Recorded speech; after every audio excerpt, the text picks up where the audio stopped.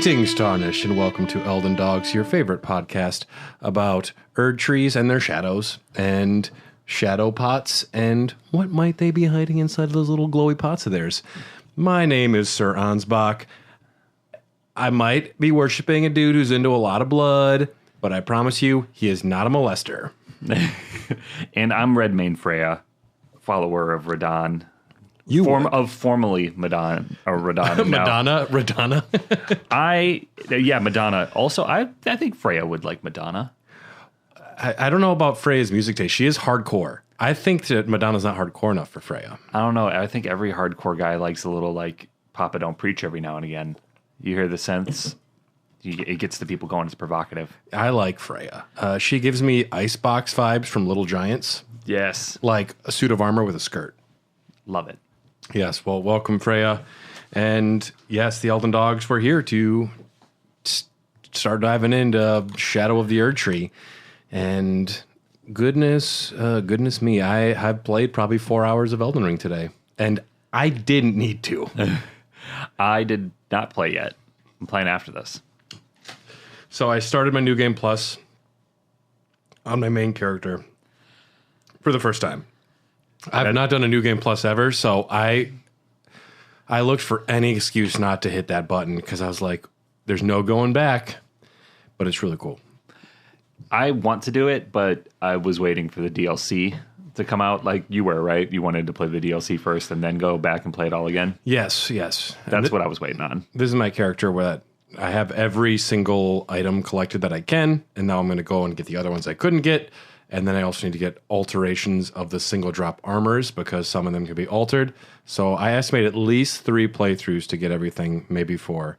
We'll see how it goes. You know, something that I've never gotten in my many restarts of the game at the beginning and then my 2 in-depth characters was, I still don't know where it is. I never looked it up. You know the fucking thing that keeps Margit chained to the ground? The shackle.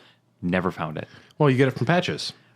Do you buy it? Yep. Oh, I thought it was a drop somewhere. And I was like, it's got to be on one of these bandits that I kill or something. You get Margit shackle from patches, and you get Moog shackle in the basement of the in the subterranean shunning grounds. I don't think that there's a basement to the basement, but down there. Oh, there is an important update. Last time I played with my character. Okay. I righted a wrong. I did something good. What did you do this time? I made sure to go back and kill the fucking dung eater. I had not. I met him in the water. Yep. I killed him. So I feel good about it now. Yeah. Like I did one good thing. Bach's vegetable body can rest in peace, I think. Yeah, I'm excited. I'm getting the puppet this time. I looked up how to get the puppet and I wasn't far off. Yeah. I'm going to get that puppet. The Nefeli Lou is my 3rd playthrough puppet just because I really don't want to do that. God bless you, Nefeli. I need your puppet. But yes, we are here to discuss the Gravesite Plains. We're going to start, as all things do, in obscure things not in the video game that are relevant to the lore, including the story trailer. Now, only Elden Ring has lore, pivotal cutscenes only in the trailer, never in the game. Yeah, 100%. Very fucking weird. I don't know. It's cool. There are cutscenes in the game, though. Yeah, but a lot of cutscenes in the trailer are not in the game. Oh, yeah, I see what you're saying. It's very bizarre. Leda, Needle Knight Leda. I'm going to say that wrong every time now. Oh, that's impossible to say. She says, Miquella the Kind spoke of the beginning, the seduction and the betrayal, an affair from which gold arose, and so too was shadow born. This is talking about America, the seduction and the betrayal, which everyone on Reddit is trying to speculate, but all Miyazaki's giving us is that. We'll learn more about it as we discuss the game, but Marika is at the gates of divinity, grasps something fleshy from under a cloth. She walks on the fleshy steps, squish, squish, squish. Those are some bloody steps. And she grasps the bottom of the Elden Ring, it looks like. Now, before we get into the Gravesite Plains, we do meet a new character, Needle Knight Leda. It sounds wrong. Leda? I like Leda. Leda. Yeah, we meet Leda in Moog's arena. She says she was guided by faith along Miquella's honorable path, instructs you to touch the Withered Arm to be transported. Her compatriots are there already. We don't see her again for quite a while. I don't trust this lady. I don't trust anybody. That's smart. Except for Freyja. Freyja seems like she's just here to like kick ass and eat bubble gum, and she's all out of bubble gum. I'm sure you and I will never have irreconcilable differences down the line. No, absolutely not. Nope. No. Yeah. So what's Leda doing here? There's a good theory that she absconded with Mohg's body, possibly for Mikola. Yeah, which also, because I haven't beaten the Erd Tree yet, but the requirements to get to the Erd Tree DLC was you have to beat Mohg and Radahn. Yes. And if they've absconded with Mohg's body and they're doing some fucky shit with it, what are they doing with Radahn's body? Weekend at Mohg's. Do I need to go back to... They're just going to be propping Mohg up and pretending he's alive. I love it. Yep. Yeah. I don't know. If they're doing something... If they took Mohg's body, they might have taken Radahn's, because you also had to kill Radahn, or maybe it's because you had to have access to Noxtella. I mean, I like that you and I are followers of the two people that are involved with the DLC. Yeah. Yeah. Radahn's cool. Everyone likes Radahn. And now I'm Team Until Mikola. they don't.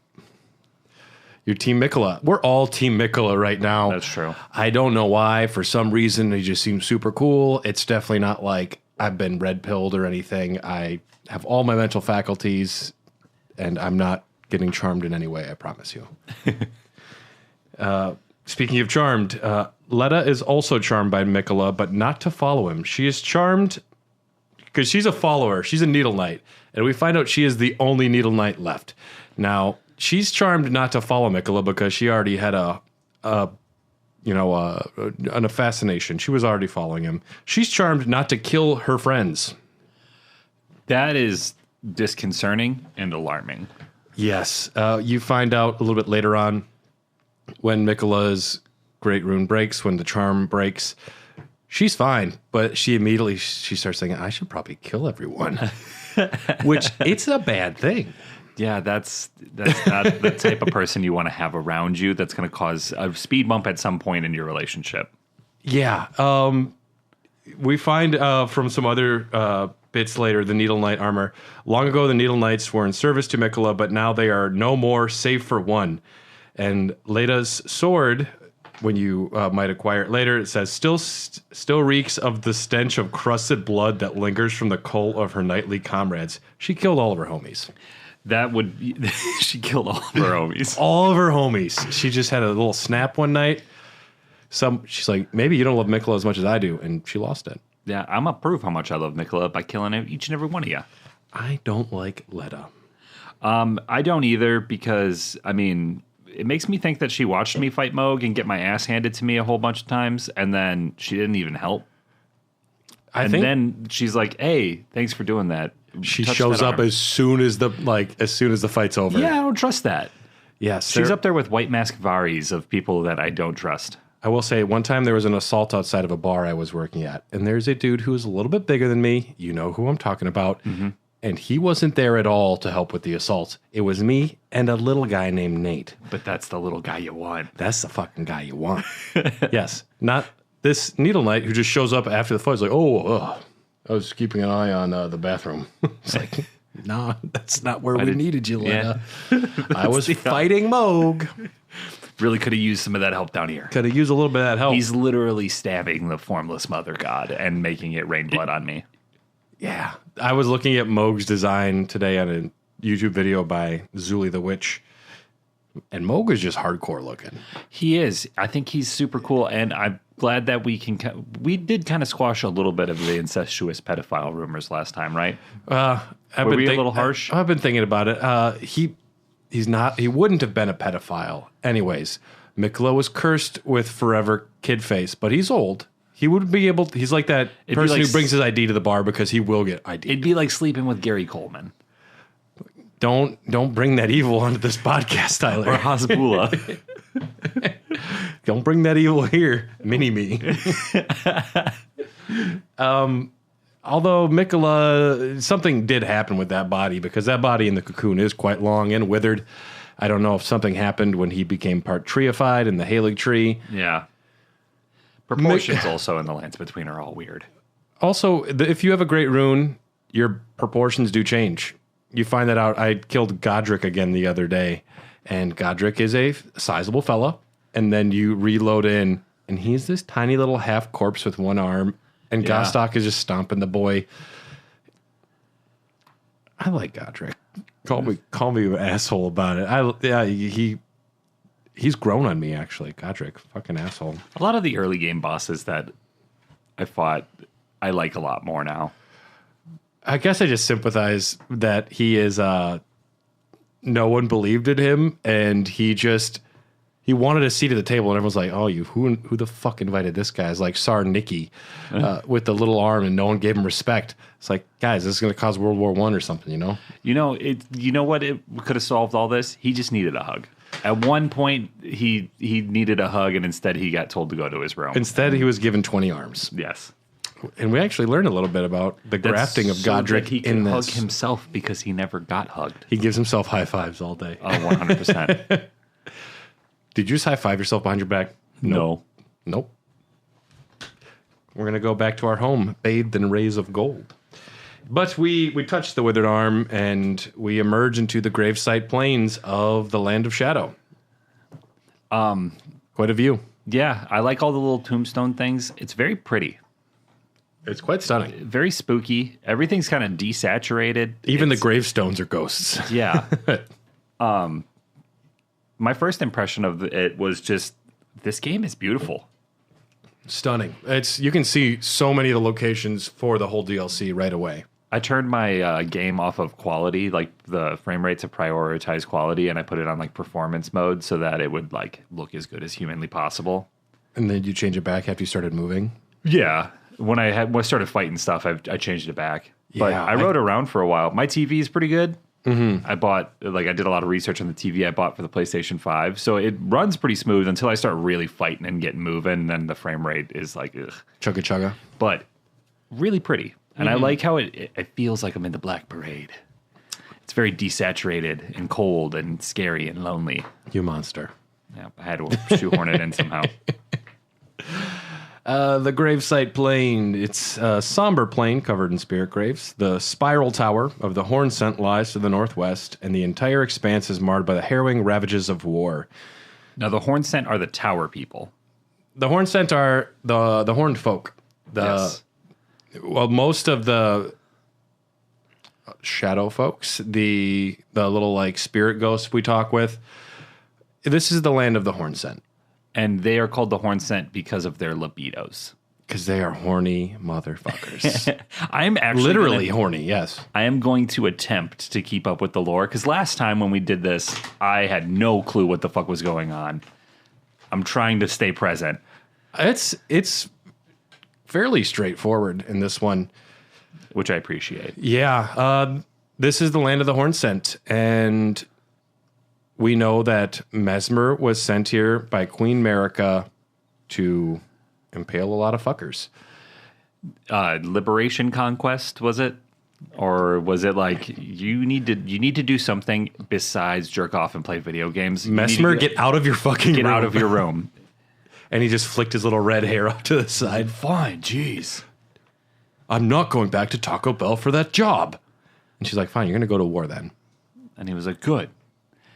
He did stop at Taco Bell because you know that he likes a Doritos Locos taco. 100% Mesmer likes Doritos Locos tacos. Extra hot sauce. 100 volcano. Yes. Volcano sauce. He gets that Baja Blast. He gets an extra large, and then he gets another one to bring home to put in the fridge. Yeah, and then when he gets there, he talks to the manager. He's like, this is good, but you should have Flamin' Hot Cheeto Loco tacos.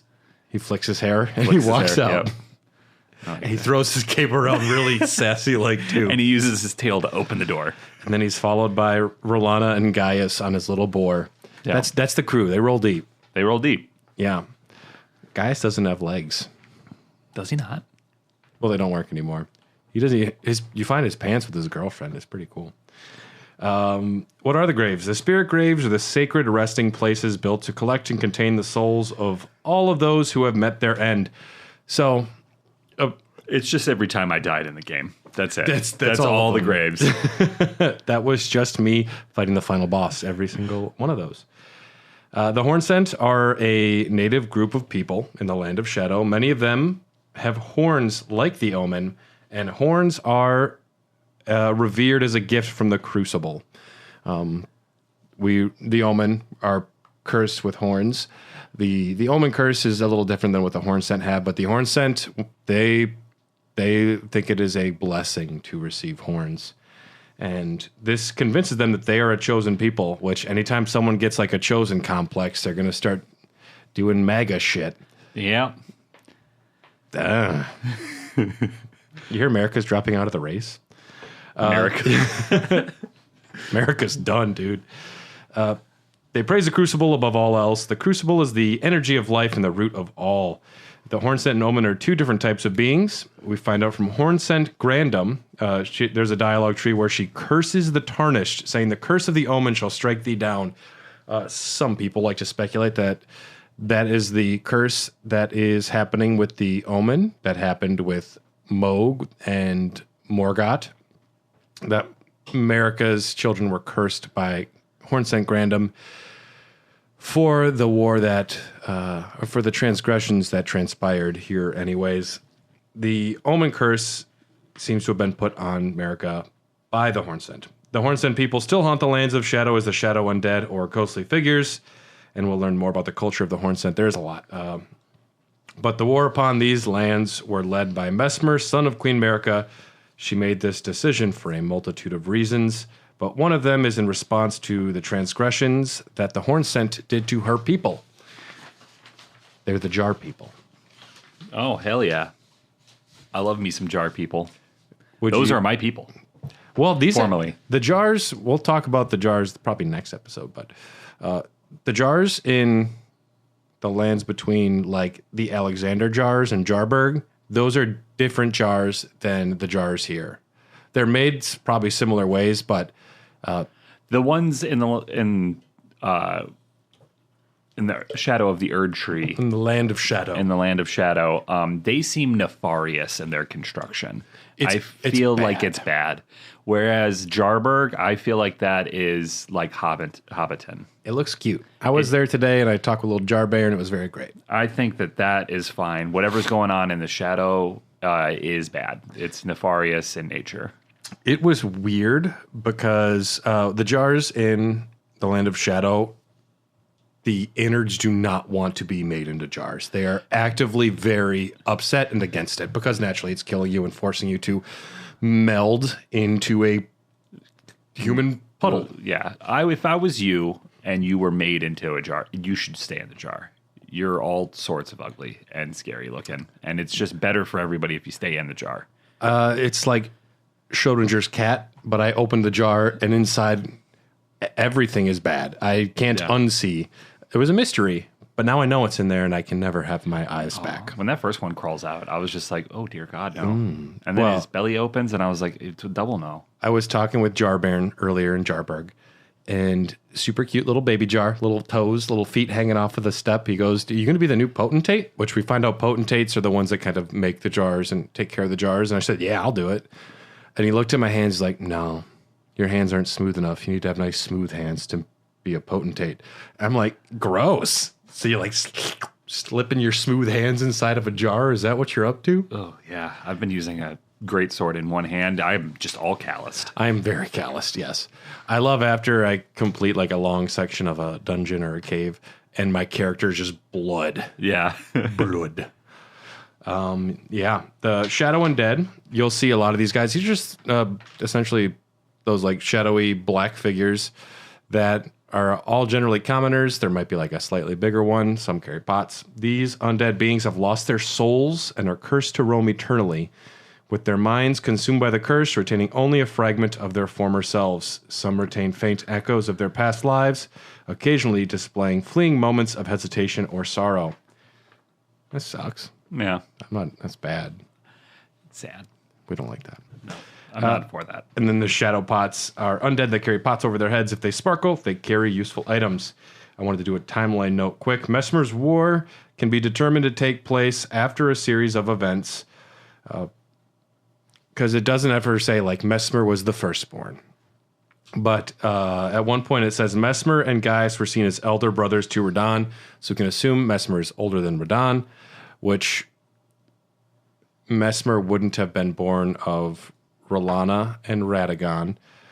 It seems like Radagon and Marika would be Messmer's father and mother. Yeah. But this would be before Radagon married R'hllana. Yeah. It's a confusing timeline. Also, maybe Marika went and fucked herself before she split. And who knows? What animal fucks himself? Is it a seahorse? A seahorse has weird reproductive Vikings stuff. fans. Hey, fuck you guys. Fuck the Vikings. That was, I guess we're very against the Vikings now. I'm into it. Oh, I've since birth. Yeah, I've just never done it out loud on a podcast. But yes, as a Packers fan, I think I have on a couple occasions. I like the Bears a lot more than the Vikings. There's nobody on this planet I hate more than Ohio State, though. So Okay. I'll just go on the record saying that. Marika granted grace upon the Crusaders. Messmer's crusade seems to have happened around the same time Radagon became Elden Lord and before the Night of Black Knives. Yeah, so This happened a minute ago. It's before the Shattering when America was still in control, but around that time, and it seems it falls somewhere in there, and we can talk more about that another time. But we're in the Gravesite Plains now. We're in the Land of Shadow, and the first thing we run into is Wolverine. Actually, it's really weird. Wolverine. Did you run into Wolverine? Loger the Beast Claw. Maybe. It's a NPC that's running around super pissed with fucking Wolverine claws. Oh, yeah. Yep. Yeah. I thought you were talking about the monk fucking dude that I was talking about last time that I hate. The Curse Blade. The Cursed Blade, yeah. Don't like those guys. I'm like, he doesn't have Wolverine claws. Loger is a near naked dude running around with giant beast claws next to the entrance. He kind of fucked me up a little bit. He's a surprise. Yeah. You don't expect a naked dude to just be wearing, have knives between his fingers running around. Yeah, not Hugh Jackman, though. Sad. No. And I tell you what, I have not seen a publicity campaign like Deadpool and Wolverine ever. They're pushing out a new trailer every week for the past, 10 weeks. They had me at trailer 1. I'll still see it, but they need this to bring Marvel back. I don't know if it will. I'm gonna see it. But you kill Loger the Beast Claw, and you get a new weapon type for Shadow of the Erd Tree. You get Beast Claws. Similar to claw weapons, but they grant a new playstyle with a whole new move set that includes a built-in feint. If you press dodge while charging a heavy attack, another animation will happen. And yeah, it's a much more mobile form of the claws. I actually used the Beast Claws for quite a while. Not these, but a different one. I took your advice. I am using a new weapon. Okay. Because Blasphemous Blade was getting to the point where it just wasn't fast enough. Yep. So I'm using Milady. Milady. Got that maxed out. And what are you going to name your sword? Milady. Milady. I like it a lot. And you doth tip your hat to your sword? Yep. And then I scratch my neck beard. The Beast Claw, it's a strength and dex weapon by default. Weapon in the form of a carnivorous beast's vicious claws used to perform bestial slashing attacks, uncanny to humankind.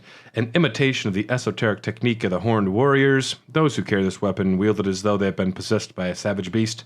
Has a unique Ash of War, the Savage Claws, where you pounce like a beast to viciously slash into foe with the left and right claws. Nothing too fun in that description, but no, Tyler, there's always one thing that helps me when I'm exploring the lands of shadow, and that's Magic Mind. Let's say that I'm out of there. I'm out of Crimson Flasks. I'm out of Cerulean Flasks. I need something that's going to get me through the day and keep me focused, and what that is Magic Mind. Yeah, it's a perfect way to keep your caffeine flowing correctly and avoid that midday crash. Which does happen. I'm sure a lot of you that are listening, you're probably coffee drinkers. Heaven forbid energy drink partakers, because that, oh man, I see some of my coworkers just downing energy drinks, and it hurts me inside because I prefer something that's natural, healthy, and does the job well. Yeah, and you can put it right in your coffee, although I just take it like a shot. I do too. I know Dylan likes to dilute it with his water and drink it throughout the day. The first thing I do in the morning, I roll right over to the fridge. We have the subscriptions. We're doing the Magic Mind Challenge. We are taking it every day. This is our 15th week doing the subscription, and it's just been a game changer. I started a new job recently, and people have been impressed. They're like, how do you keep moving? How do you keep so focused? And I tell them it's Magic Mind. All natural, all healthy stuff. It's created with a scientific advisory board of doctors and medical researchers. It was in development for over 10 years, over hundreds of iterations to perfect the formula. It's natural, it's delicious, and it will get the job done for you. Yeah. I put so much junk in my body. It is nice for a change to put something natural in your body. We're very happy to say that we have a limited time offer for our listeners. If you want to get up to 48% off your first subscription or 20% off your one-time purchase, if you just want to give it a try, you're going to love it. You can go to magicmind.com/HDogcast and use discount code HDogcast20. And that's going to get you up to 48% off your first subscription or 20% off one-time purchase. So yeah, use code HDogcast20 and, get focused. Get your day started. Have you discovered glowing blue spirit graves? Like the things that look like they're like kind of around the Everjails, like they're little blue guys, right? No, not those guys. The caterpillar looking guys? Those guys are cool. I'm talking about there's a clump of like blue glowy gravestones in the middle of the night. I've found one. Okay. Because they only happen at night. There's like 8 in the Land of Shadow. And in the center will be a larval tear.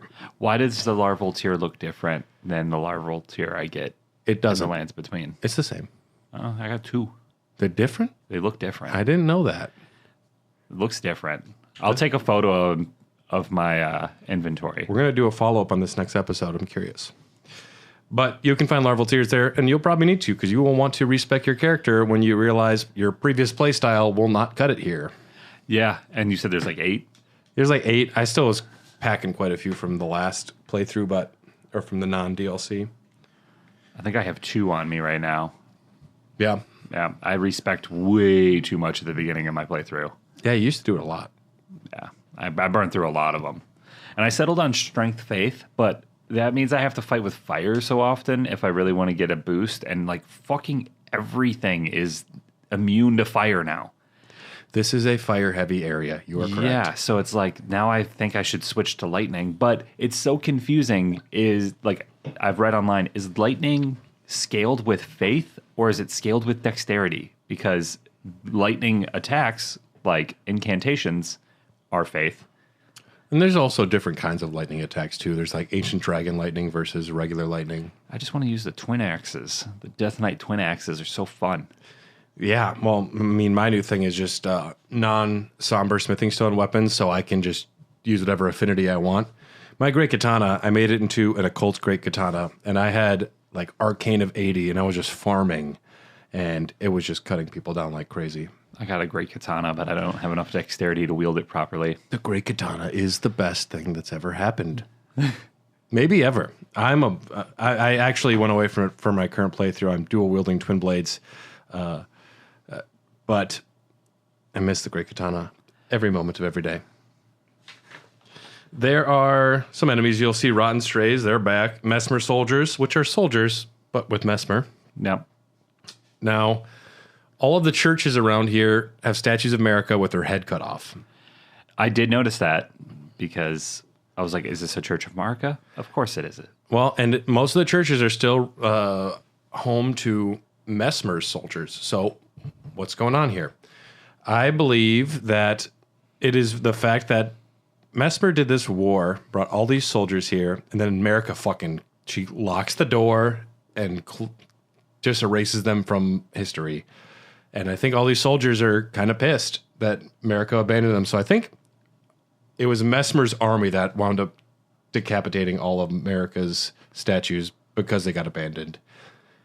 The only statue you can find of America intact in the DLC, I'm pretty sure, is the one in Mesmer's chamber. Yeah, because he's still kind of tight with Mom. Well, he wants to be. And he's at the mama's boy. At the very end, he does say, like, curse you, mother. But when he pulls out his eye? After you defeat him. Never gotten there. You haven't defeated him? No, I haven't gone back since he fucking whooped me. He's a good fight. And plus, I took your advice. I've been doing more exploring. So there's a lot. Yeah, there is. It's much bigger than I had anticipated. Just do your gestures and ride in some coffins. I did take a coffin ride. I hate where I'm at right now. We'll find the Church of Consolation. Yes, there's a Black Knight here, which not the Martin Lawrence classic. Dude, I haven't thought about that movie in so long. Kid in King Arthur's Court, but what if Martin Lawrence? I'm in. I'm in. I remember I watched that movie a lot. Couldn't tell you a single fucking thing that happens in it. I'm sure he says some funny things. I'd watch it again. Popcorn Dogs. Popcorn Dogs, the Black Knight. The Black Knights are the loyal servants of Mesmer the Impaler. They don black iron helms decorated with golden chest plates with golden shadow tree engravings, a small consolation for those forced into a graceless and dishonorable war. They emanate a rotten odor, possibly from the tainted blood splattered upon them, or from their own corrupted souls, decaying from endless slaughter. Could you imagine your soul stinking? Dude, your soul smells bad. Dude. Some Harvey Weinstein shit. Like, you have to be vile. You got to be real vile. And these guys scare me. When I see these guys, I don't like it. Every time. If there's a fair amount of these guys, and they're the ones that I'm always like, all right, let's slow down. The one with the big hammer and the holy attack. Love it. I don't mind that guy. That guy I'm fast enough to get around. It's the fucking shield one, the one with the big shield. Yeah. Don't like that guy for whatever reason. That or the twin blade guy, because there's a twin blade one, right? Yeah, that's sick. That's my least favorite. All of them will fuck you up. Just their hammer is so iconic looking. The hammer's cool. The one with the gigantic bow that can just like fuck your whole shit up. I got so excited I hit my microphone. I thought these guys are like the perfect amount of difficulty for where I'm at, like skill wise and level wise. Like they're a good challenge that I almost always accomplish on the first try, but it's like I have to try. Mm-hmm. You know what I mean? Yeah. Here you get the black steel great hammer. So you get your own to wield. It was blessed with an Erdtree incantation. Further holy imbuement will amplify the effect and greatly increase the armament's power. That's if you choose a holy affinity. Guard counters cause a burst of power. So guard counters actually do enhance your weapon too. Gives it a significant boost in holy damage with sacred affinity. And guard counter does an initial slam, then a second AoE burst of holy damage with additional poise damage. This is one of the strongest weapons on a lot of people's lists for the DLC. And thank God it scales with holy, because I've been looking at it out the corner of my eye like, Yeah. If you want to go do some holy damage, this is a good option. I have like 55 faith right now, so it would be a viable play for me. It's a good bonk. It is a very good bonk. You also find in this area a Blessing of America, which is a new consumable that completely restores HP and heals all status ailments. These are, uncommon, but cool to have. I wound up never using any of them because they can't teach an old dog new tricks, and I'm an Elden dog. Yeah, I resource hoard.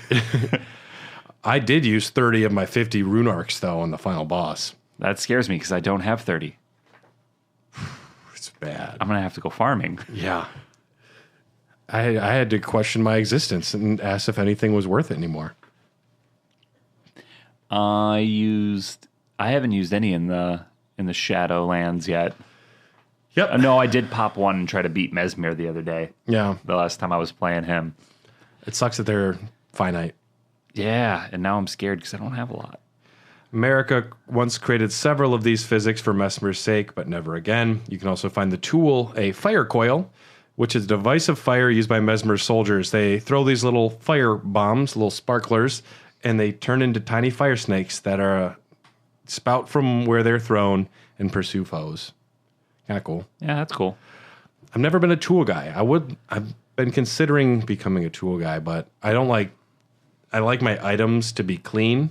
I got my flasks, Wondrous Physic. Yeah, I like to keep it pretty clean too. I've been carrying around throwing daggers a lot this time, and I actually like that a lot. Well, that's good to like draw out enemies so that you can take them on one by one. Mm-hmm. But pots are a gateway tool, so I would start. I would start with being a pothead. Because then once you get down with that, you're like, maybe I'll be a greasy boy. And especially if you're not using somber weapons, you can grease up. Just be the greasy boy. You can be a greasy pothead. Or just Tyler when he was 15. There is a new Wondrous Physic, which when you use it, it coats all the enemies nearby in oil. What? Yeah, I didn't know that. I'm not sure where you get that one, but when you use it, then you just throw a fire pot, damage. Oh, dude, fucking Taker's Flame. I would just... We find a Shadow Tree Fragment, just wanted to mention. On release, every level would give you 5% per level. With the new patch, it scales faster with early levels, so the first 2 levels give you 10% increase. 3, 4, and 5, 5%, 6 and 7, 7.5, 8, 9, and 10 give you 5%, 11 and 12, 10, and then the rest only give you 2.5% increase. So, okay, that's good to know. The first 10 are more important than the last 10. And right above there, you can find a Revered Spirit Ash. We won't call all of these out, but since these are the first ones you run into. These are the spirit ashes of those who came before, infused with potent spirituality, acquired from the corpses of Hornsent and other objects that ritually decorate townships and villages across the realm of shadow. These bolster both summon spirits and your spectral steed's abilities to deal and negate damage. The withered corpses were called tutelary deities. So, yeah. Collect them. Our first location is the Scorched Ruins. And it's a nice little easy location to get you back in the saddle. Yeah.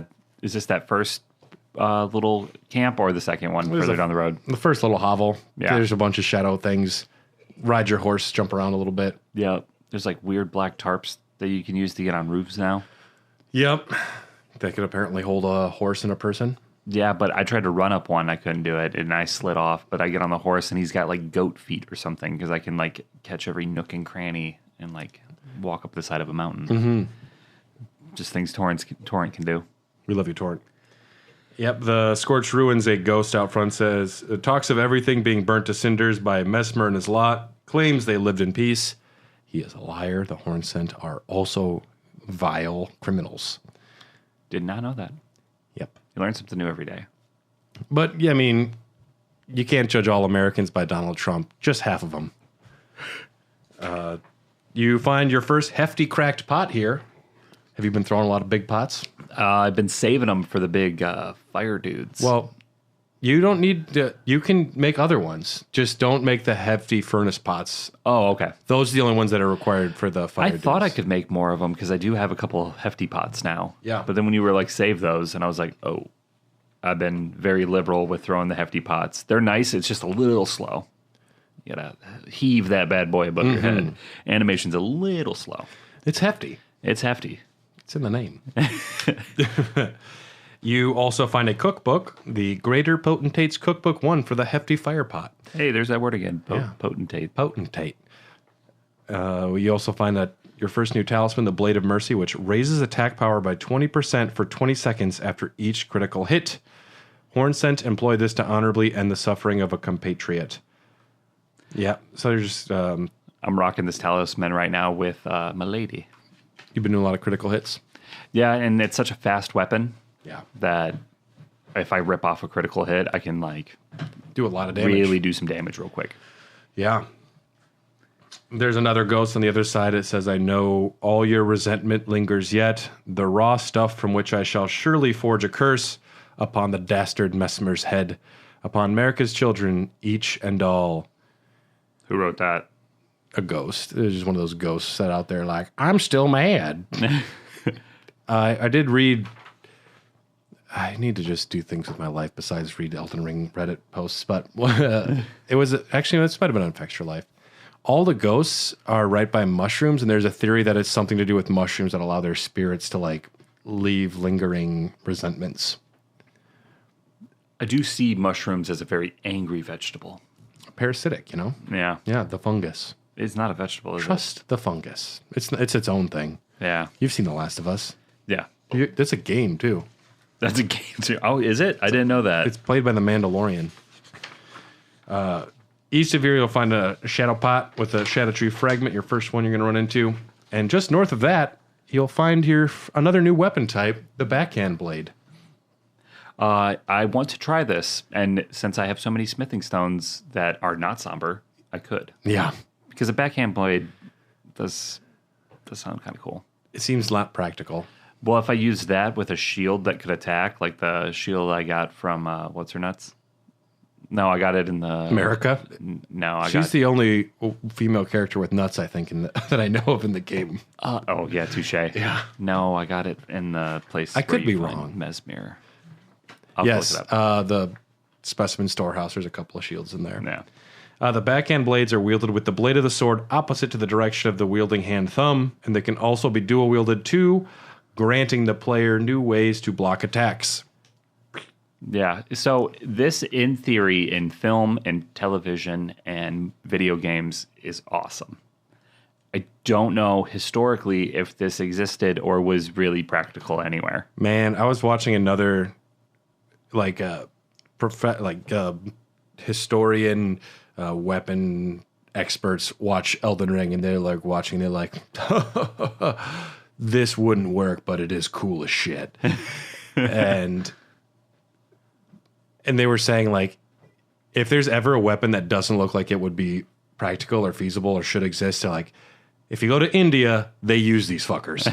And one of them is just like a long piece of metal that they actually call a sword, but it's all like floppy, and they just like, they have like whip swords. Ooh. And it's called an urumi, which is actually in the game. He's like, they exist and they're dangerous. A whippy sword would be very dangerous. I watched two guys fighting with it today. I was like, what the fuck are we doing here? Backhand blades, I mean, yeah, people have done these before. Plus, it feels cool, you know? Yeah. But this is actually the one you get here is just called backhand blade, and this is another one like high up on people's lists of best weapons. Curved blade, type of weapon wielded by Hornsent for generations. The style of combat associated with this weapon is marked by spinning slashes and gouging thrust attacks.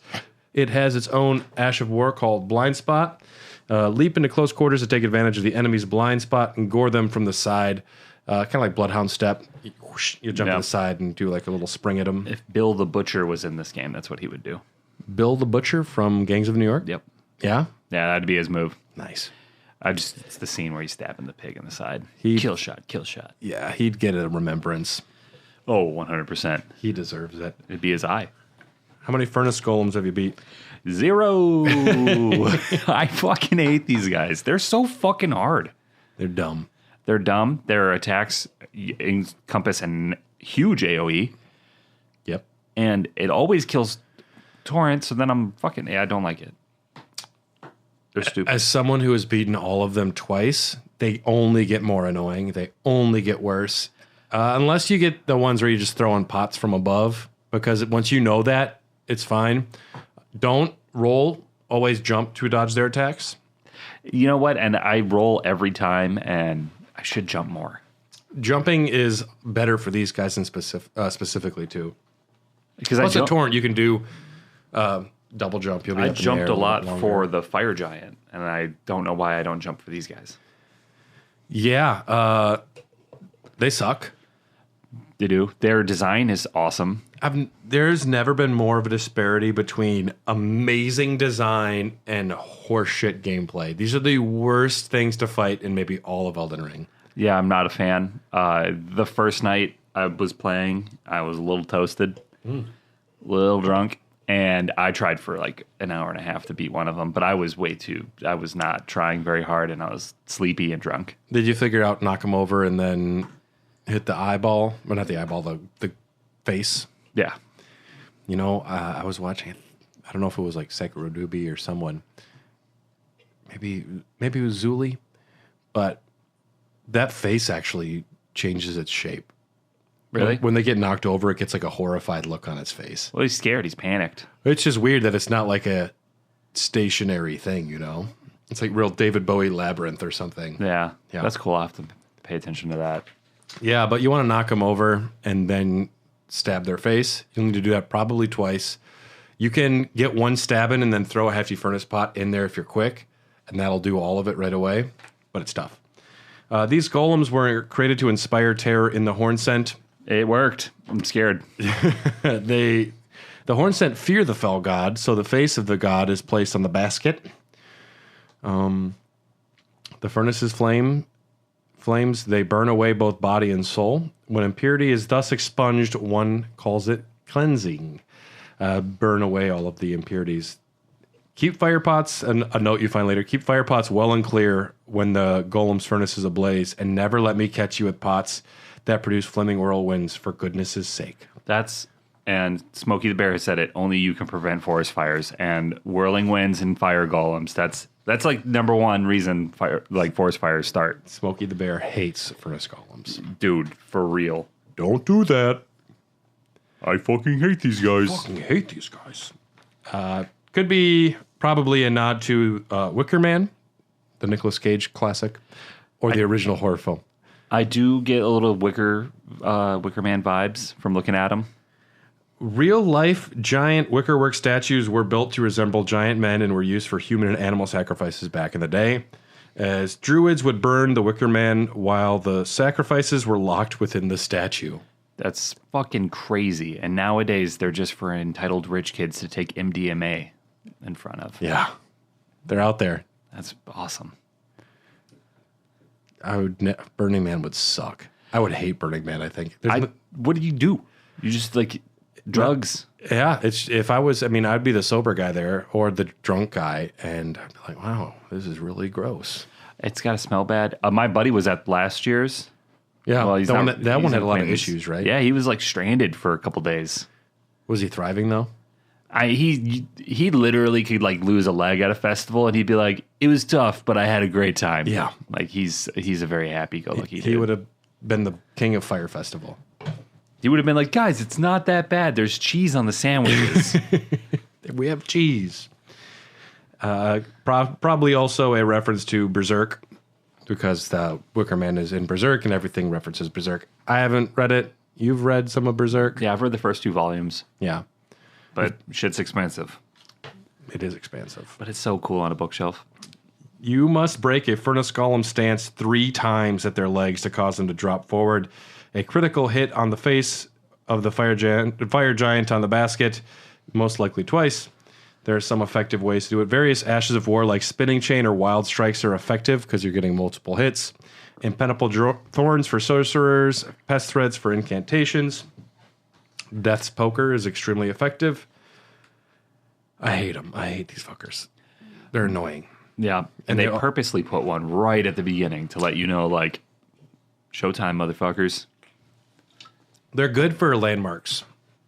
It's cool when you look down 30 miles and off in the distance and you see one walking around. Yeah. Because you can be like, all right, I know something's there, and it kind of helps you tie in locations when you actually get there. This one drops a deflecting hard tier. It's enhances spontaneous guard. Damage negation and guard poise will be heightened at the moment immediately after assuming a guarding stance. Successfully executing a spontaneous guard will also strengthen guard counters.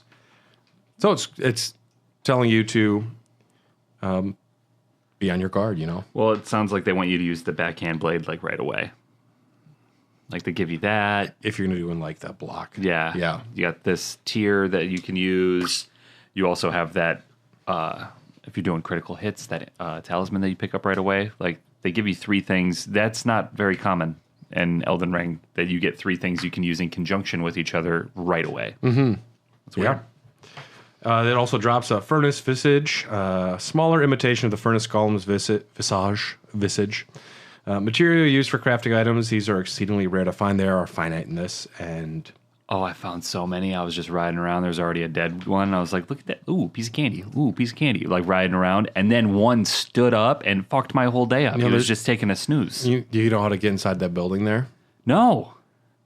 You got to wake up the other Furnace Golem in front of the door. He's blocking the fucking door, isn't he? I tried to jump on him. You got to throw a pot in there and restart him. Oh, that makes a lot of sense. Because I was like, I got to be able to get in here.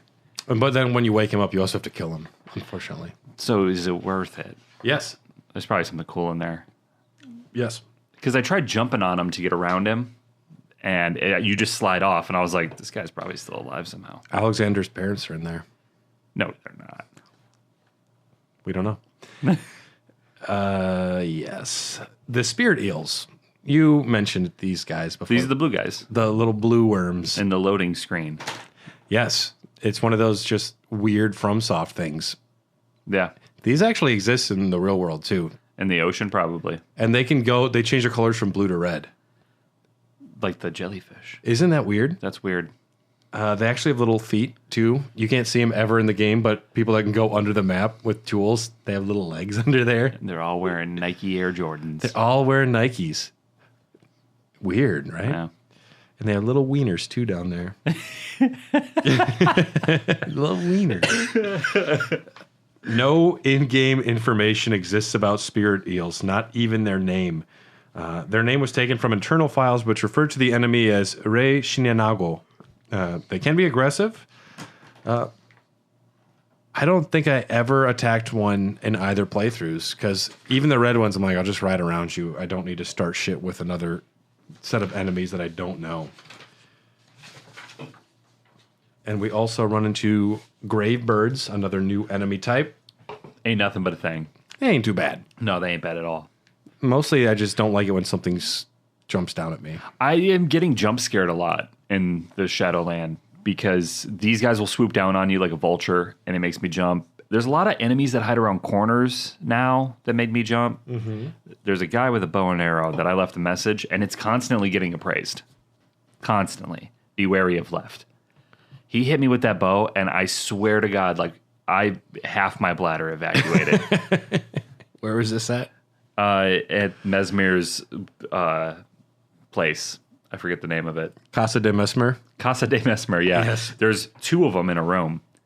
There's those Black Knights. Yeah. There's one with a bow and arrow directly to the left of the door, and there's a big one that's making circles around the table, and I'm moving slow, and I see the big guy, so I wait for him to go around the table so that I can sneak up and get like one hit in at least. Mm-hmm. So I sneak in the door for the first time, and the moment I cross the threshold, I'm greeted with a giant fucking arrow. Yep.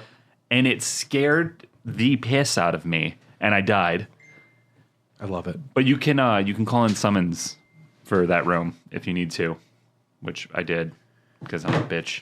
The grave birds are imposing ancient golems crafted to resemble their kin, the death birds, which we fought a handful of those guys. Death birds are way worse. Yes, well, these are meant to resemble death birds. Death birds are still the OG, but this is it's like kids that dress up like Crips. They're not real Crips, but they pretend they are. Drake, yes. These creatures soar through the air with stone wings and spout ghost flame. According to legend, grave birds were created to be kindred spirits to the death birds, sharing a mysterious and sinister origin. Their primary purpose is to guard spirit graves, and there's a lot of them for them to guard here. Did you go back to the Western Nameless Mausoleum that you missed initially? Yeah, I did. So this is the first real motherfucker that caused a lot of problems for players, for Tarnished in the Land of Shadow. Now, you had already leveled up probably a bit before you came back. Yeah, I didn't have a terrible problem with him, but he was the most challenging person that I found outside of the fire golem at the beginning. Mm-hmm.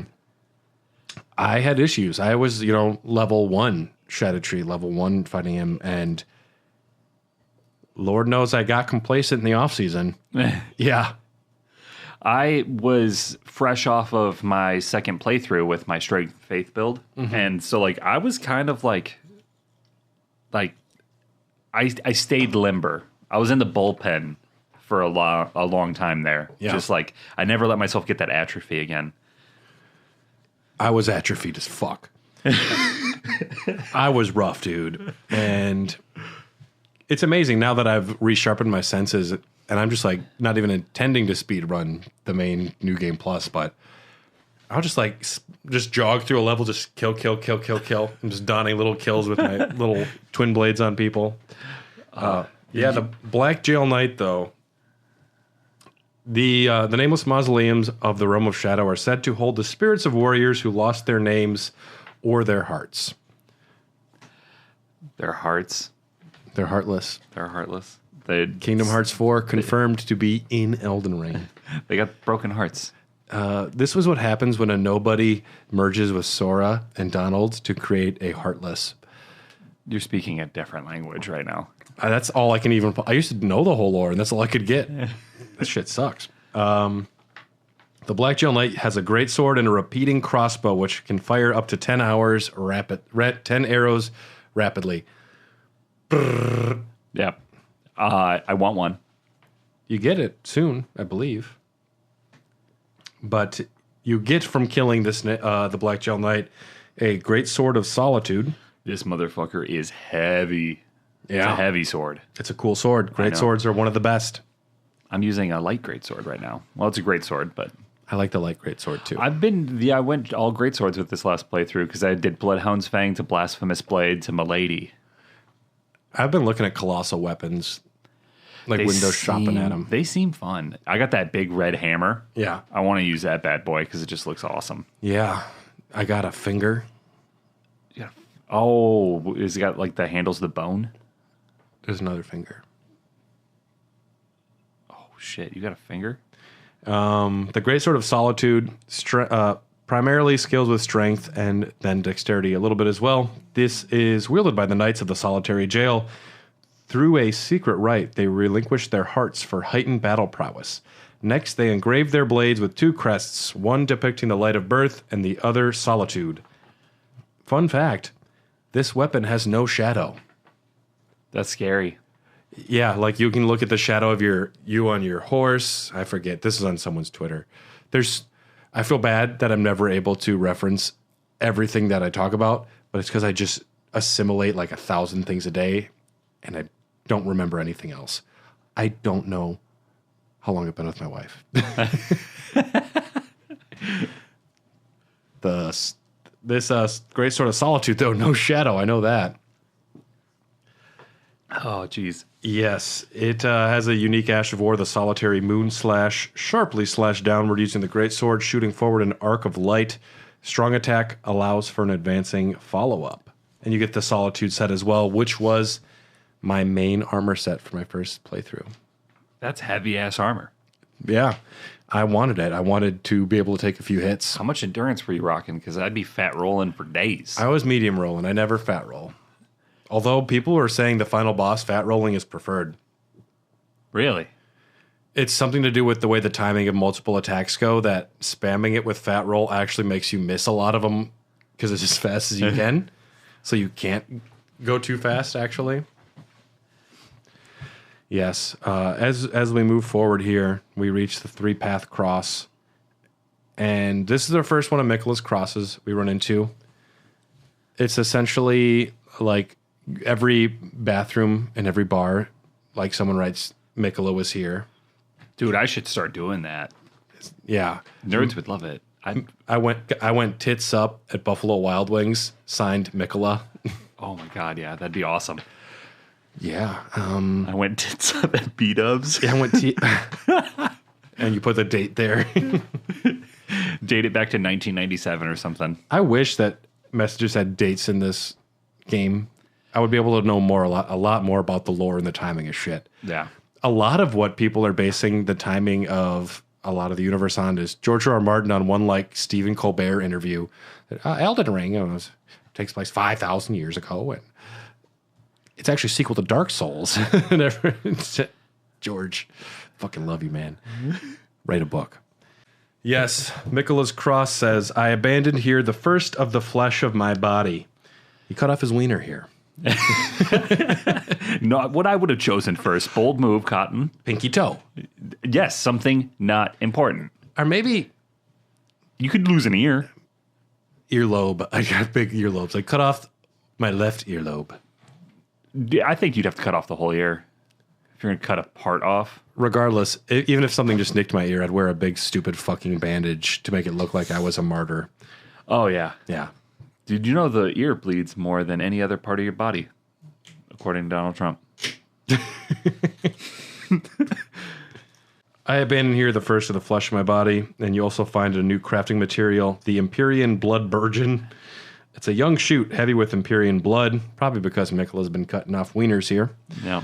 Material used for crafting items. These are rare to find. Said to burgeon forth from where the golden blood of Miquella, the wounded Empyrean, pooled. So when you get new items, it's supposed to say, like, new item, right? There's a trick to this. Now, this is a new thing they include in the patch where your most recent pickups will be the first thing in your inventory, but you actually have to go into settings and turn that on. Okay. Because... Do it. It's super useful. Yeah, because I pick shit up, and I have so much shit. I don't know where it lands. Is it a key? Is it a crafting item? I don't know. And, yeah, go into the settings and turn on, like, I don't know what it's called, recent items tab or something like that. Does that carry over into New Game Plus? It just carries, it's just everything then. I like that. So there's a whole new tab in your inventory. It's the first thing, and it's in the order you acquire them. So it's very, very useful for new items and stuff. Yeah, I always wished they would at least put like the type of item, so I could go like, is it info? Is it a special crafting material? Is it a key item? Like, I want to know, so at least I can go and look back on it. Yeah, but it varies because there's a lot. Yeah, and especially in a game where you pick up a flower and it reveals that a certain god was killed here. I'm like, oh, what? Wouldn't have known that. Born from the wiener blood of a demigod. The Empyrean Wiener Blood Virgin. Yes, these are used for crafting the Charming Branch, which you will not get because you can't now because you messed up a quest. I know. The Charming Branch, though, is how you can just like, boop, and then everyone's on your team. That's so frustrating. I was just exploring. I guess it's the way the game was meant to shake out for me. It's the way it's meant to be. We meet an NPC named Redmane Freyja. That's me. Your girl. Yeah, that's me. Do you want to learn about her? Absolutely, because I chose her because I like Nordic mythology, and her name's Freyja. Very good. So that's awesome. Yep. She gave me a shield. Yeah. I have a thing for like fighter women. You know. Ever since Sable. China. Oh yeah, I forgot about that. Yeah. WrestleMania was at a very formative age. Yeah. Ripley. I mean, the list goes on. Redmane Freyja fought alongside General Radahn and can handle herself in battle. After witnessing Freyja's valor as a gladiator in his youth, Radahn invited her to join the ranks of his most trusted warriors. It's awesome. She's going to be in Ridley Scott's Gladiator 2 fighting Pedro Pascal. And Radahn's like, shit, she's good. Yeah, let's get her. Do you want to be on my team? Do you want to form an alliance? She impressed Radahn, and Radahn is the OG. Yeah, when you impress the dude who's holding the stars back. He's the king of war. That's awesome. Yeah.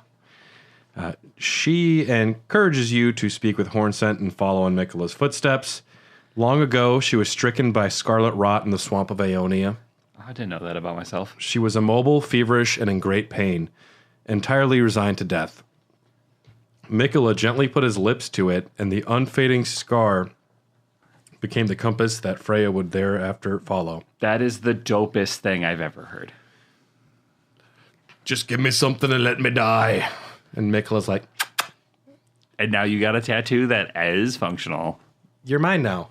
You're mine now. And then he just danced away like a little woodland sprite. And Freyja's like, I am into this guy. This is good. Perfect. Like him. Yes. That's all we're going to learn about. You know, Freyja actually doesn't have too much more depth outside of that. Badass warrior chick. She has a big scar on her face, but Miquella saved her life. Yeah, when I was picking a character, Hornsent was... I was thinking about it because I was like, do I want to be a little douche this time? I like Hornsent. I know, because he's like kind of a little bit of an ass. He's super spiteful. Yeah. All of his people have been killed. He has a right to be a little spiteful. If your friends and family were murdered by Mesmer just doing a little hair whip, I'd be upset. I went with Freyja, though, because I was Iron Fist Alexander, and I was like, another warrior. Yeah. Keep it going. And the coolest character in the game is too cool for either of us. You probably haven't even met Egon yet. Mm-mm. I'm in the abyssal woods. Abyssal. I hate it. I don't like it. I want to get out as fast as possible. Hornsent is also there. You walk up to him and he says, fuck you and get away from me. He flipped me the bird. I have the gesture now. I wish that was a gesture. Gesture acquired. Fuck off.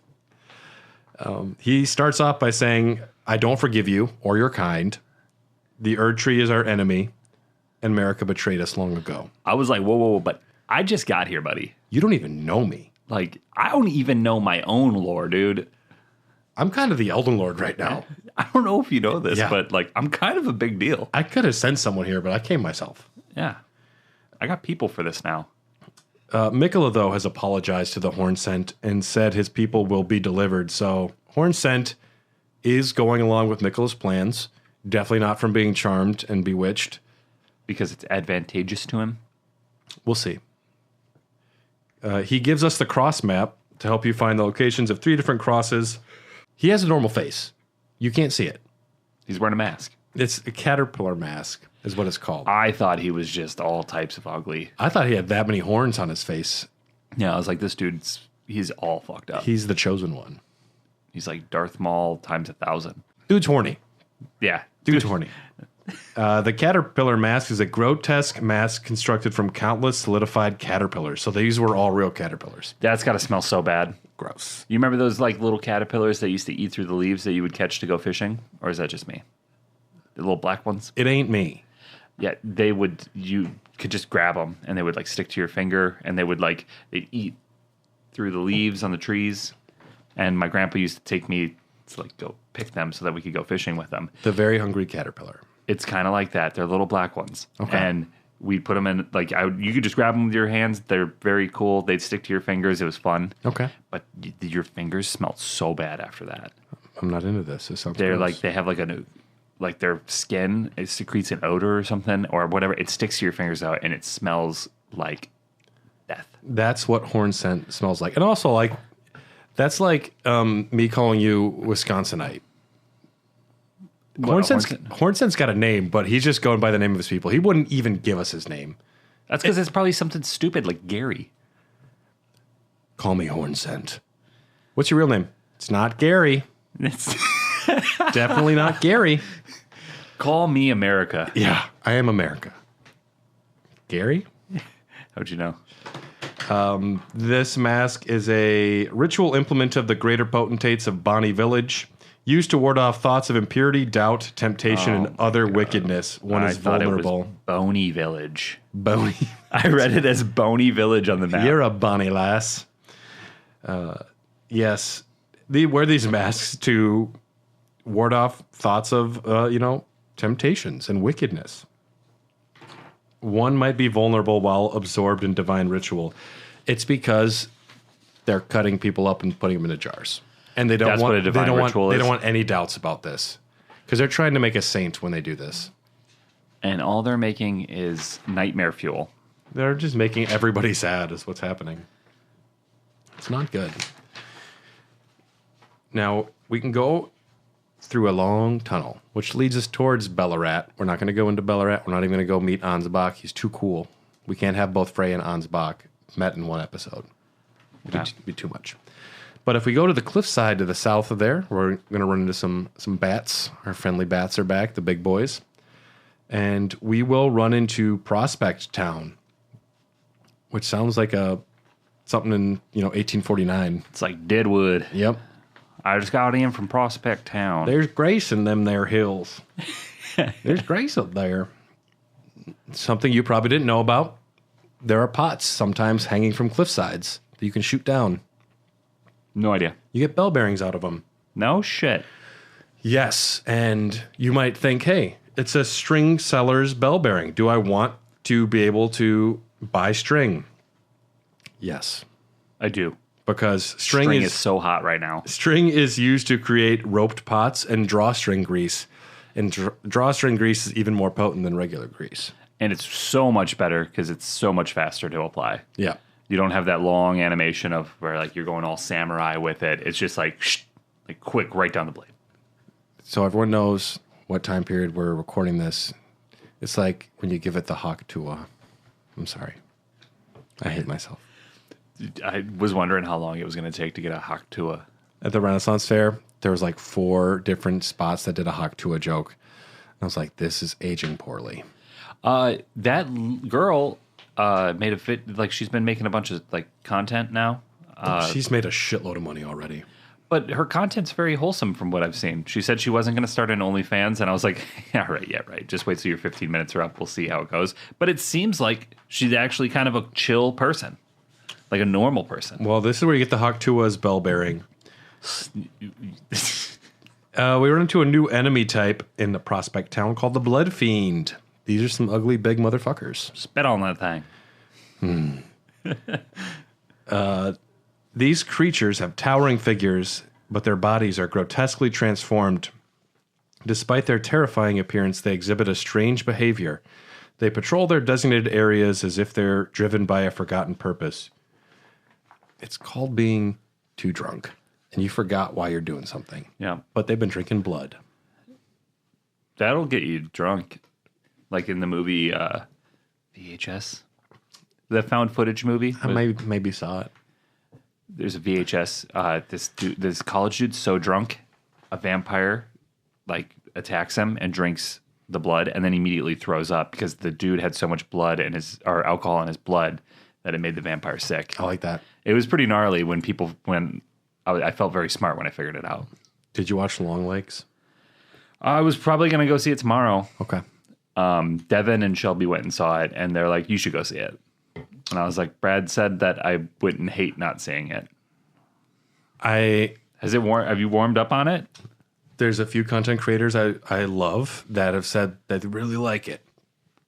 And then a bunch of other ones that I love, they're like, oh, it's so bad. And it's not for me. It might be for you. But the Blood Fiends are, they're roughly the size of like an omen. They got big buck teeth, kind of like rat faces. Some people speculate they at one time might have been demi-humans. They're some sort of horn scent. Regardless, they have been grotesquely disfigured through something. They do worship the Formless Mother. We learned that. Around here, you can find the sacred bloody flesh. It's a consumable they drop, which is raw meat soaked with blood. It's called marinating, Brad, and that's how you bring out the flavor of the raw meat. In Wisconsin, you just eat it raw. Yeah. It's called a cannibal sandwich. I'm not kidding. For those that are listening, they think I'm making this up. That's a real thing. No, it's a cannibal sandwich? Raw ground beef. That's disgusting. They eat it here. I've never seen anybody eat a raw beef sandwich. It's a real thing. Look it up. That's got to be some like up north shit. No, at least in Oconomowoc, everyone has done it once. They like it. Me? In Oconomowoc? That's just a stone's throw away. The sacred bloody flesh temporarily boosts physical attack power and arcane. Very good item. When blood loss occurs nearby, further boosts attack power. And that's why Oconomowoc loves it. They want their attack power up. That's probably smart. And now I'm just looking at my rivers of blood thinking, I got talismans to boot, too. Just shoving raw sacred flesh in your mouth. Oh, yeah. I could do Uchikatana Rivers of Blood, dual-wielding blood build. Get away from the classics. Do new things. I know. I'll probably use the backhand blade when I get home. The blood is said to have fallen from the Formless Mother's wound. Never will it dry. Never will it rot. Always will it make me uncomfortable. That's a little bit gross. It's always going to be moist. And the Blood Fiend also can drop a weapon, the Blood Fiend's arm, which is just an arm of a Blood Fiend. That's awesome. It's supposed to be one of the best weapons in the DLC. No way. It's supposed to be one of the best weapons of the DLC. And I've said this 3 times already. Yeah, I was going to say, this is the 3rd time you said it. And it's true. All the lists, I was surprised that all of them are like this available this early. It's a colossal weapon. Scales with strength, dex, and arcane. An arm pulled from the corpse of one of their kin and wielded as a makeshift weapon. Having been sanctified by a blood ritual, this armament is capable of spraying blood stored within when executing a strong attack. Gives a very high attack rating when you do a holy or flame infusion affinity, and can also be blood infused for high status buildup on arcane builds. At 50 arcane, this weapon gives 190 blood buildup. Holy fuck. That's going to get patched. Maybe. Yeah, it's insane. Or they're finally rewarding the like 10 people that play arcane builds. I like arcane. The trick is you just got to apply it to regular weapons that can be affinity changed. What is your 2 top stats then? Like, are you doing arcane strength or dex? I only do arcane builds when I go into my farming mode. I do a larval tier because I need high arcane for item discovery. And then it's just arcane is the only thing that matters. And then whatever my bare minimums are for the items I'm using. So like I want to use Unseen Form, which is a sorcery, which you definitely want because if you're going to be sneaking up to horned warriors that have a low drop rate, you need to always start off strong. So it's like I just need to make sure I have the bare minimum stats and other things. And I had like 80 arcane. I was doing mass amounts of damage. That's insane. Yeah. The heavy attack on this weapon causes a small blood area of effect, which also has a small amount of fire AP and adds the status from the weapon. Effect doesn't occur on jumping, running, heavy attacks, or while savage attack combos are active. Apparently this weapon slays, and I haven't tried it yet, but I was too afraid. You have it, though? I've got everything. How rare is the drop on this? I don't think it's that bad. Because I don't have one. We'll just go kill a few. Yeah. Just saying. I feel left out now, and I'm intrigued. Yeah. You can also get a talisman here, the Outer God heirloom. Every other stat has had an heirloom where boost strength, boost faith, boost this. And are you talking about the gold ones, like boost the dexterity? gold squares? Yeah. This one boosts arcane by 5. It says the clan who lost everything in the Great Fires, the Blood Fiends. Peshtigo. What? The Peshtigo fire. Peshtigo? Yeah. What's that? The town in Wisconsin. There's a fire? There was the Great Peshtigo fire. What is that about? It was a big ass fire that happened and burnt down the whole city. What caused it? Fire. I don't know. Well, yeah. Fire. It was a fire golem. I don't know. I'll Wikipedia it after the episode. The cheese golems of Wisconsin. Yeah. And they all have Aaron Rodgers' face on it. Oh, scary. Yep. The Blood Fiends peered upon the corpse of their ancestor, normally an act of sanctity, and saw in its shadow a twisted deity. The clan had suffered much torment that the horrible thing was taken as an object of worship. They started worshiping the Formless Mother from the war and the damage done by Mesmer. Well, I mean, I would too. Yeah. Like, why not? It is always weird when you stumble upon enemies having a culture or doing something, and they look like they're in some sort of church service. They're all just like hanging out when you stumble upon this group at the top, and one of them is definitely like doing priest shit. Yeah, and then you murder all of them. And you just go in there and you just go to town. Yeah. Yep. I'm going to rip your arm off and beat you to death with it. I'm taking this with me. This is mine now. This is mine now. There's some cookbooks east of town, the Forager Brood, which you'll need all of the Forager Broods to get Forager Brood 7, I think it is. Ooh, I missed that hefty lightning pot. And the Greater Potentate's Cookbook 5 gives you a hefty lightning pot. I missed that. Do you see the big lightning sheep? Yeah. Well, it's new for this. Giant lightning sheep. Oh, no. There's the regular one, then there's big one. No, I've seen little tiny sheep. There's like normal sheep. There's big lightning sheep there. What? Yeah, I've never even fucked with them. Like, I don't want no part of that. I have to go back. Well, you need to get that hefty lightning pot. There is an artist shack up here. The artist apparently came to the Land of Shadow as well in his mission to paint everything. Yeah. It's Leo DiCaprio from Titanic. Drawing Moog like one of his French girls. I would commission that if someone wanted to draw that for me. There's just, yeah. I'm not even going to try and make a joke. The solution for the painting you find here is north of the 3-path cross. You can get the Serpent Great Shield, which is a finely made red shield featuring an engraving of a winged serpent. Excels at guarding against fire, said to have been made to commemorate the beginnings of the crusade started by Mesmer, son of America. Yeah, so there's paintings. I actually find these things annoying. I just always feel like it's another thing I have to go do. Yeah. Just give me the item. I did find a painting, and it's actually kind of funny because I had died or something. I got a little frustrated, and I went and grabbed a beer, and I was just scrolling Instagram Reels. Mm-hmm. And I was scrolling, and then I came across somebody playing Elden Ring, and it was this girl. She finds this painting, and then she turns to leave, and she's like, hidden wall. And then she rolls into the wall, and it disappears. It was a hidden path. And she's like, I fucking knew it. Nice. And then she keeps playing, and I was like, that was cool. And then I put my phone away, and no shit, dude, like 15 minutes later, I walk into the same room with the painting from the video, and I was like, well, I know there's a hidden wall right here now. I like that. Yeah, it was awesome. I have found that the messages left by people to be mostly very useful for my playthroughs. Well, you're also in a better... You just enter like the code. I forget the online code. So esoteric and weird. But I did it once, and it's been incredibly helpful. Yeah, the one I'm in is just like... Fingers, buttholes. Yeah. Right by ladders. Yeah, bunch of that. Just want to use the lighter. God damn it. Yeah, they always put it right by like going through the mist. Trolls. Yeah. Trolls. Yeah. There is a church around the corner here, kind of a hidden church above where you entered the Land of Shadow, called the Church of Benediction, which means the utterance or bestowing of a blessing. There's a curse blade here. We're going to talk about curse blades next episode. But they suck. They're fast. They're mean. Yep. We don't like them. You know what? I don't like the majority of shit that I fight. Yeah. Me neither. Actually, that's not true. I like fighting a lot of stuff. Now that I've beaten them once. What's the monk's name? I don't know what you mean. Oh, fuck. Dryleaf Dane? Yeah, the monk. Yeah, the one who hand-to-hand. Yeah, I haven't fought him yet, but... He's cool. He doesn't talk. I can't leave where I'm at right now because the only sight of grace I have in this fucking godforsaken woods is so far away.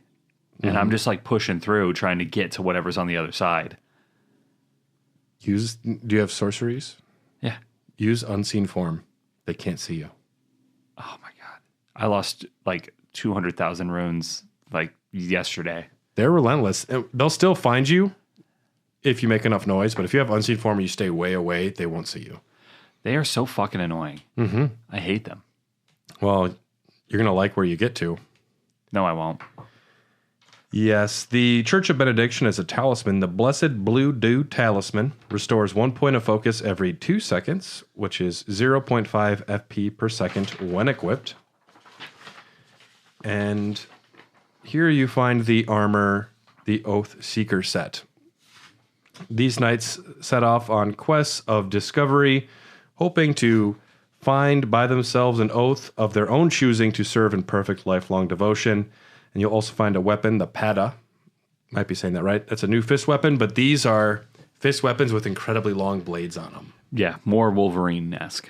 More X-23, right? She just has the single blade? She's got two. She has two. Okay. Wolverine Origins Deadpool has the long one. Comes out of his forearm. Very stupid. Great movie. They remove the Merc's mouth. Great movie.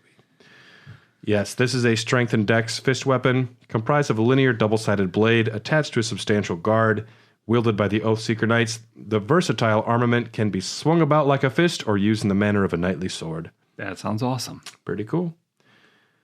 But that's what we're going to call it today. I'm having fun. Or no, correction. I was having fun.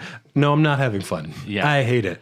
Out of the entire game, base game and all, this is the least fun I've had playing the game. I really hate this area. The Gravesite Plains? No, the woods that I'm in. Oh, okay. We'll get to them more. Hopefully I'm not still stuck in them. Don't worry. If you're still stuck in there in 3 or 4 months when we get to the Abyssal Woods, then you suck. Yeah, that's true. I'm just trying to get out, dog. It's scary down here. Next, I was going to say, Tyler will not go to the Abyssal Woods, cannot be summoned. Yeah, that I will avoid it. And it's all because I wanted to do a fucking dungeon. You just go down one path. Is it just one path?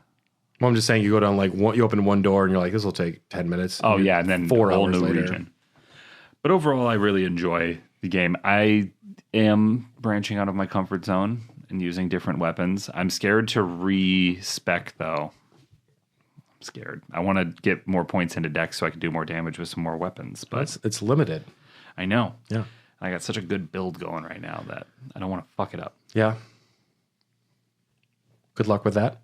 I am powering through my New Game Plus. I did all of Limgrave, all of Weeping Peninsula, most of Liurnia Lakes.